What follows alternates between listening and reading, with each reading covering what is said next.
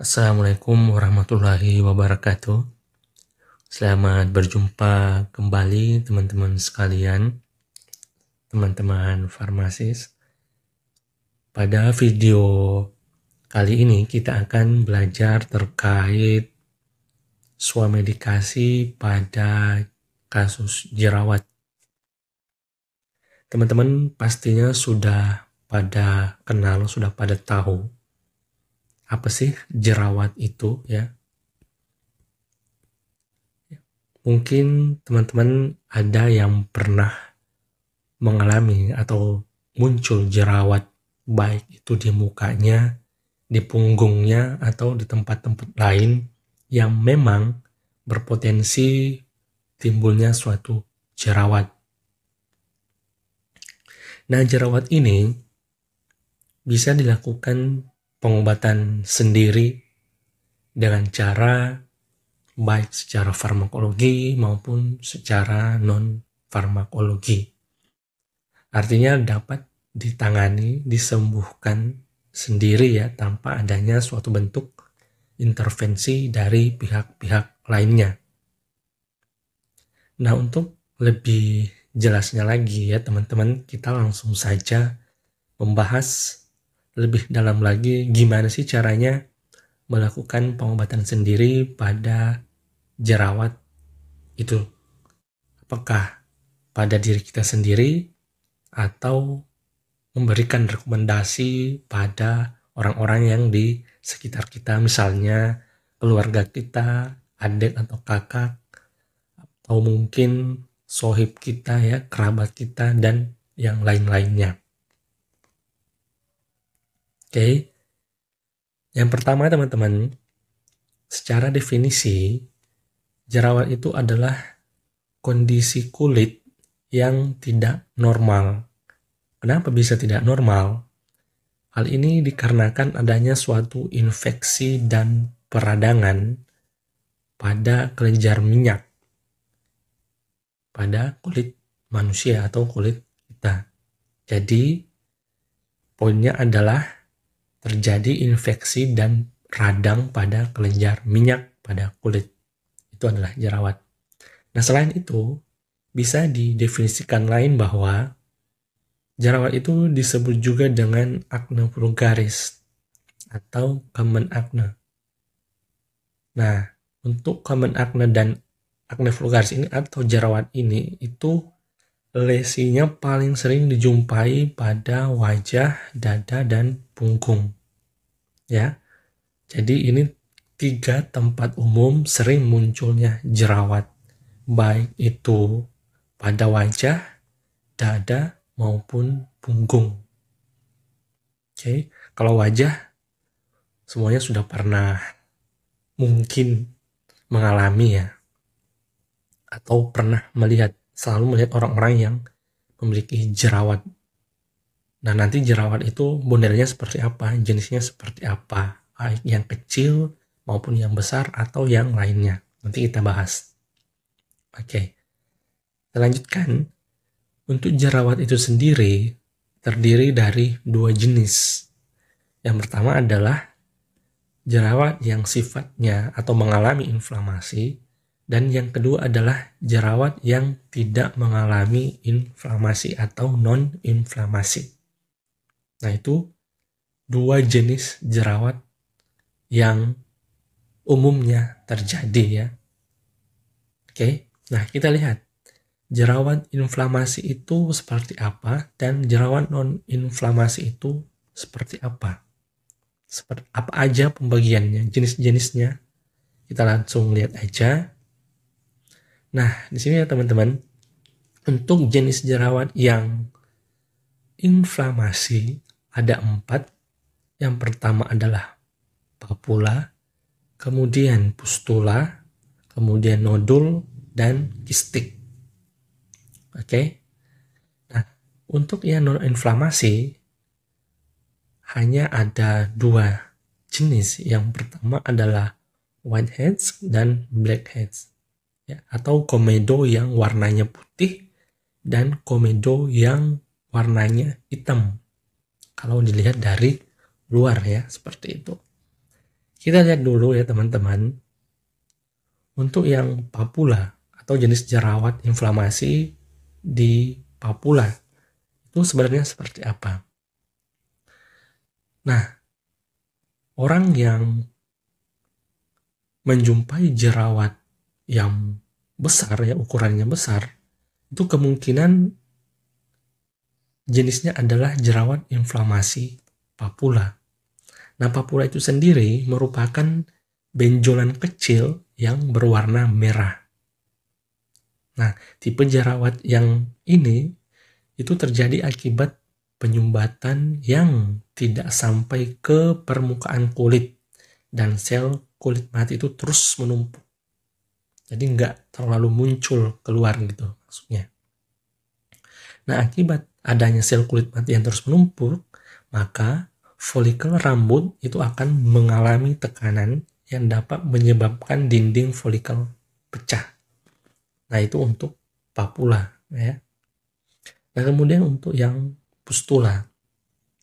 Jadi pustula ini nggak jauh beda banget ya dengan papula, hampir mirip-mirip dengan papula. Pustula itu adalah jenis jerawat yang terjadi akibat komedo yang meradang ya, meradang. Nah, untuk pustula ini biasanya muncul dengan adanya suatu tanda benjolan dasar yang merah dan di ujung kepalanya itu ada warna putih. Nah, itu untuk pustula. Oke. Nah, selain itu, isi jerawat pustula ini dipenuhi dengan nanah. Kok bisa ada nanah gitu? Nah, nanah ini itu menunjukkan ke satu titik di kulit ya yang berada di atasnya kemudian membentuk titik putih. Oke. Nah, pustula yang nanah tadi, kenapa bisa ada nanah? Karena yang pertama kita ingat bahwa terjadi peradangan. Artinya sel darah putih ya, yang nanah itu sel darah putih itu ya, sebenarnya nanah itu adalah sel darah putih. Itu melawan bakteri ya, makanya dia muncul ke permukaan sehingga terjadilah jerawat yang bentuknya pustula. Nah, perlu diketahui bahwa pustula dan papula ini itu sering muncul secara bersamaan dan berkumpul dalam jumlah yang banyak. Seperti itu. Kemudian yang ketiga, nodul. Nah, bagi orang yang memiliki jerawat nodul ini mungkin perlu hati-hati ya. Kenapa? Karena jenis jerawat nodul ini mengalami peradangan yang termasuk kategori kondisi yang sangat serius ya. Nah, pada dasarnya penyebab jerawat yang satu ini ya, atau nodul ini itu sama dengan seperti yang lain-lainnya, sama dengan papula, sama dengan pustula ya, dasarnya sih seperti itu. Oke. Hanya saja nodul ini ya, tipe jerawat ini terjadi akibat peradangan yang menembus hingga ke lapisan kulit lebih dalam. Dia lebih masuk ke dalam. Oke. Nah, akibatnya terjadi pembentukan lesi yang lebih padat dan lebih besar. Bahkan nodul ini disebut-sebut bisa menimbulkan rasa nyeri yang cukup mengganggu. Itu untuk nodul. Kemudian yang keempat, kistik atau dikenal dengan jerawat batu. Nah, jenis jerawat ini terjadi akibat penumpukan minyak dan sel kulit mati di jaringan kulit yang jauh di dalam folikel rambut. Nah, jika peradangan di jaringan kulit terjadi, benjolan besar pun akan terbentuk. Nah, ukuran jerawatnya itu bengkak, kemudian dia terus bertambah karena dipengaruhi oleh infeksi bakteri di lapisan teratas kulit. Akibatnya, jerawat kistik itu tampak memerah, kemudian ukurannya lebih besar, dan juga berisi nanah. Oke? hampir mirip-mirip dengan nodul ya. Jerawat kistik ini juga menimbulkan rasa sakit yang bisa dikatakan tidak bisa ditahan ya, tak tertahankan karena nyeri gitu, sakit. Nah, untuk kistik ini jika tidak segera ditangani, peradangannya akan memecah pori-pori yang dapat menyebar ke jaringan kulit sekitarnya. Nah, peradangan yang menyebar luas ini itu akan memicu jerawat batu yang lain atau jerawat kistik yang lainnya. Nah, jadi kistik ini atau jerawat batu ini adalah salah satu jenis jerawat inflamasi yang sangat serius. Jadi perlu dilakukan penanganan atau tindak lanjut segera. Oke. Nah, kemudian kita pindah ke jenis jerawat yang sifatnya non-inflamasi. Yang pertama adalah komedo yang berwarnanya putih atau kita kenal dengan whiteheads. Nah, perlu kita ketahui bahwa komedo itu merupakan jenis jerawat yang sangat dasar, yang paling dasar. Maksudnya apa? Maksudnya gini, ketika minyak dan sel kulit bercampur dan menyumbat pori, komedo itu adalah hal yang pertama muncul sebelum membentuk jerawat.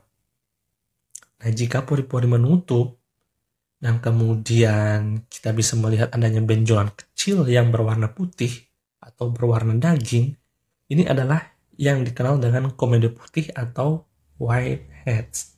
Itu. Nah, kemudian salah satu penyebab whiteheads ini adalah perubahan hormon. Perubahan hormon ya pada masa-masa tertentu, misalnya pada masa pubertas ya untuk laki-laki dan perempuan, kemudian pada masa menstruasi untuk kaum perempuan. Oke. Kita lanjutkan. Yang kedua adalah blackheads. Komedo hitam ini jenis jerawat yang naik ke permukaan kulit sehingga ujung jerawatnya itu berwarna hitam. Kalau yang putih tadi itu nggak nyampai ke permukaan. Beda kalau blackheads ini itu sampai keluar ke permukaan kulit dan berwarna hitam. Kenapa bisa berwarna hitam? Karena pigmen kulit yang meningkat ya, kemudian adanya suatu paparan kotoran atau adanya suatu debu yang tidak begitu bagus ya, artinya tidak baik yang mengenai atau menjadi sumber kontaminasi terhadap blackheads ini sendiri. Oke. Itu untuk whiteheads dan blackheads. Nah, bedanya di sini ya, dua ini dasarnya adalah whiteheads ini nggak nyampai ke permukaan kulit dan warnanya nggak putih. Kemudian blackheads ini adalah sampai ke permukaan kulit dengan ujungnya itu berwarna hitam yang disebabkan oleh adanya suatu bentuk kontaminasi atau interaksi dengan bahan-bahan atau yang ada di lingkungannya, misalnya kotoran-kotoran ya, kemudian debu yang kemudian tidak pernah dibersihkan wajahnya atau bagian-bagian tertentu, memang potensial banget muncul jerawat seperti itu. Nah, ini untuk jenis jerawat ya. Ada papula, pustula, nodul, dan kistik atau jerawat batu. Kemudian di non-inflamasi ada komedo putih dan komedo hitam. Seperti itu. Kita lanjutkan. Nah, ini teman-teman ilustrasi yang bisa memberikan gambaran secara jelas ya dan mudah dipahami terkait jenis-jenis jerawat yang sebelumnya kita bahas. Nah, kita mulai dari whiteheads atau komedo warna putih. Nah, untuk whites ini seperti yang disebutkan sebelumnya bahwa itu warnanya agak putih dan tidak nyampe ke permukaan kulit. Atau ini adalah jerawat dasar. Kemudian kita lanjutkan untuk blackheads. Nah, ini udah sampai ke permukaan kulit, warnanya hitam. Oke. Nah, selanjutnya kita lihat untuk jenis jerawat yang inflamasi. Ini adalah jenis jerawat yang tandanya adalah benjolan yang kecil berwarna merah. Itu untuk papula. Kemudian untuk yang pustula itu mengandung nanah atau sel darah putih, ya. Karena kenapa? Karena terjadi peradangan. Nah, kalau papula itu nggak ada sel darah putih atau nggak ada nanahnya yang nampak. Kemudian, nah untuk nodul, ya, ini terjadi juga karena peradangan yang menembus bagian kulit lebih dalam lagi. Dan tentunya mengandung nanah juga. Kemudian yang kis atau jerawat batu, ya, karena adanya penumpukan kelenjar minyak, ya. Dan kemudian ini sangat berbahaya jika tidak segera ditangani karena dapat memaparkan atau dapat menjadikan area-area kulit di sekitarnya berimbas juga untuk terjadinya kis atau jerawat batu. Seperti itu.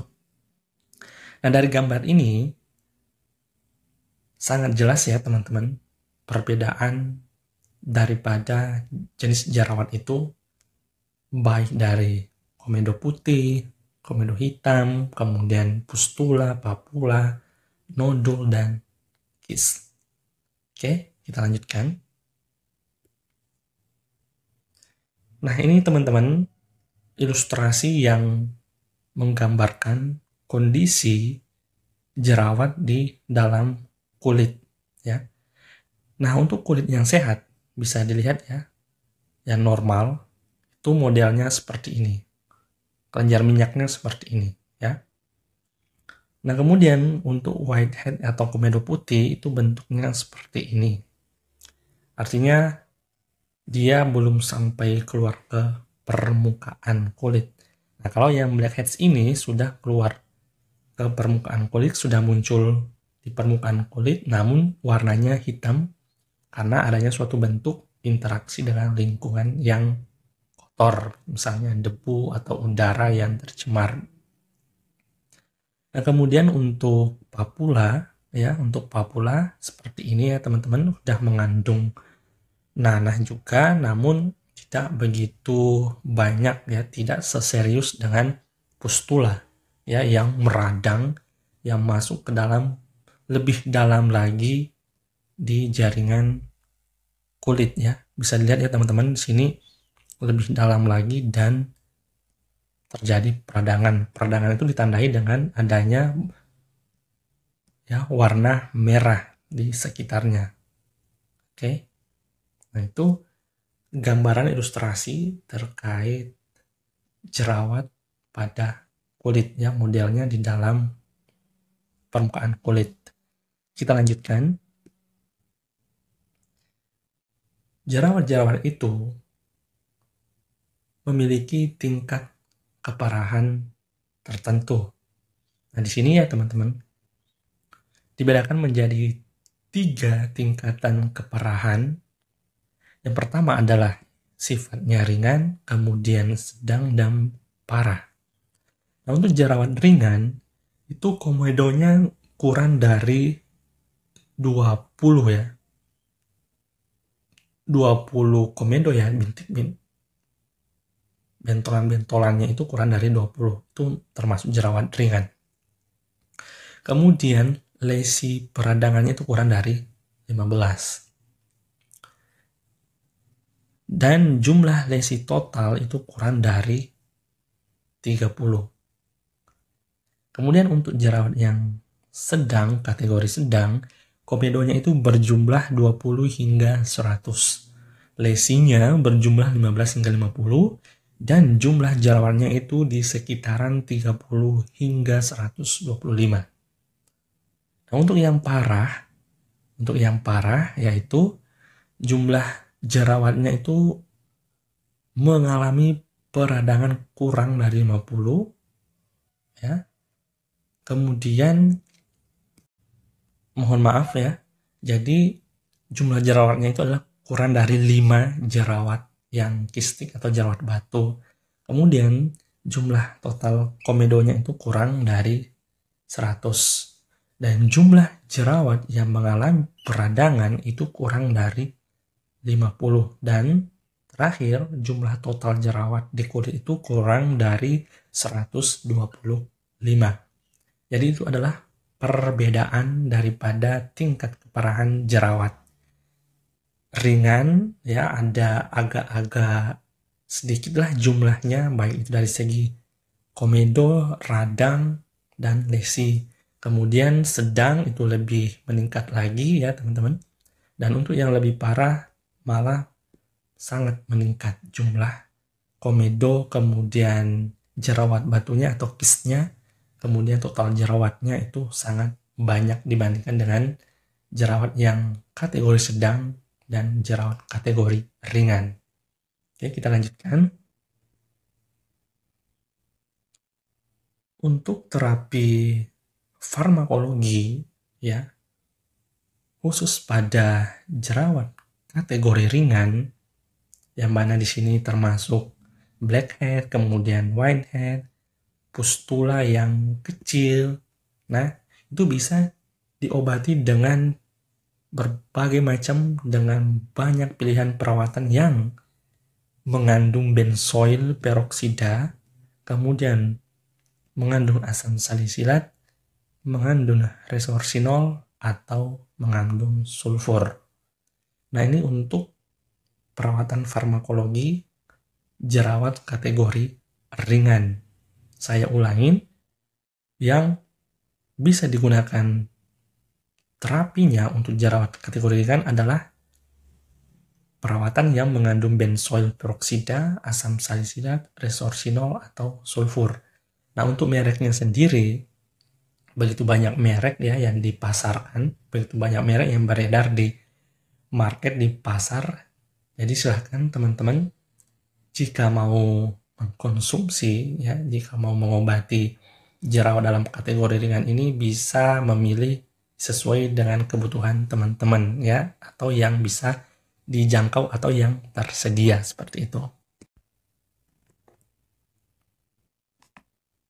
Kemudian untuk jerawat dengan tingkat keparahan sedang dan hingga parah, itu terdiri dari blackhead juga ya, black dan whitehead itu artinya di sini makin banyak ya, makanya masuk dalam kategori sedang hingga parah. Kemudian papula dan nodul juga yang berkembang ke area wajah atau bagian tubuh lainnya. Jadi adanya suatu penyebaran yang begitu luas, makanya masuk dalam kategori sedang dan parah untuk blackhead dan whitehead-nya, kemudian papulanya juga dan nodulnya. Nah, untuk pengobatannya itu diberikan berupa antibiotik atau kortikosteroid dalam bentuk krim atau lotion.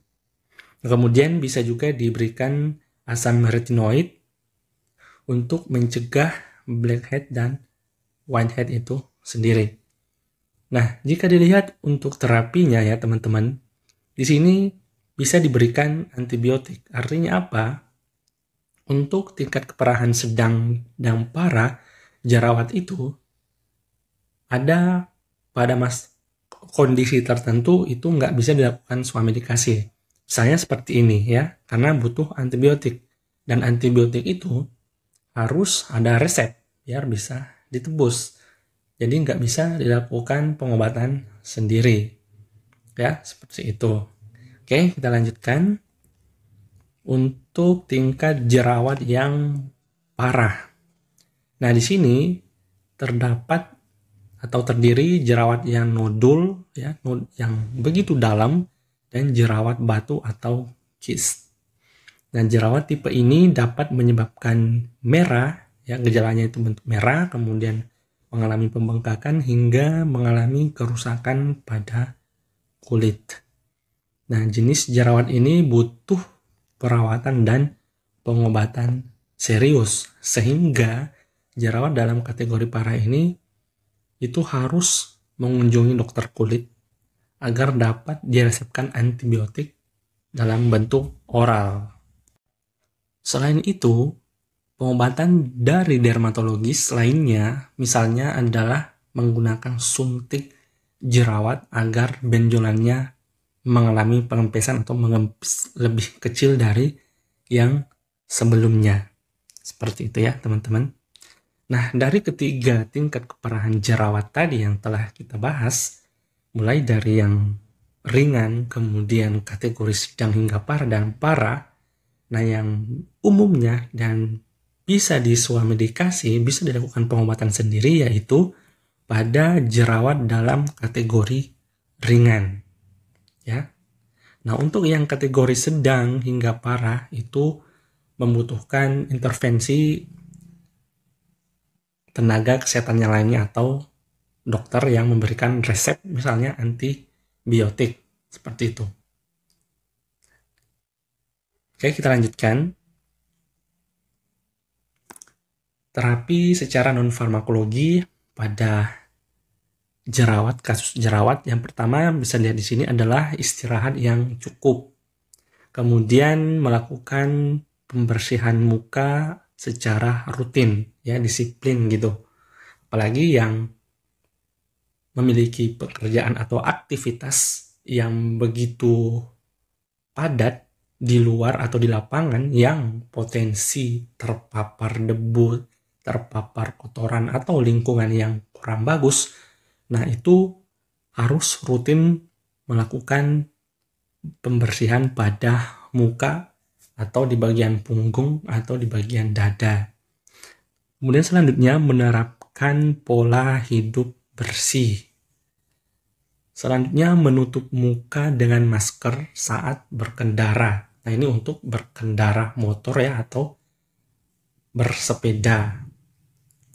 Kemudian minum banyak air dan selanjutnya memakai sunscreen agar tidak terjadi peradangan pada kulit.